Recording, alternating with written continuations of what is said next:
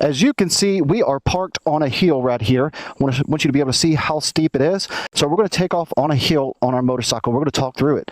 So the first thing we're going to do is, as we come out to this friction zone, we're going to slowly release it into that friction zone as we're holding on to that rear brake. As we're holding on to that rear brake and when it comes into that friction zone and we've got a steady throttle, we're going to slowly release off of that rear brake as the bike wants to start moving forward. But because we are on a hill, I'm going to have to give it a lot more throttle than what I normally would. So that way when I get into that friction zone, I can carry that friction zone and pull up this hill a lot faster. Also, when you're on a hill, stay in that friction zone a little bit longer than what you normally would. But as it starts to grab, you can slowly release off that rear brake. Let's do it. All right, we're in first gear. We're holding on to our rear brake. And as you can see, as I let off that rear brake, the bike wants to roll backwards. And so we're going to give it steady throttle. And once we get up into that friction zone, we're going to let off that rear brake. So let's do this.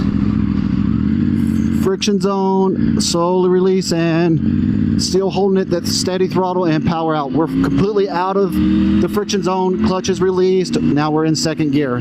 Taking off on a hill doesn't have to be difficult at all. Get out and practice, practice, practice.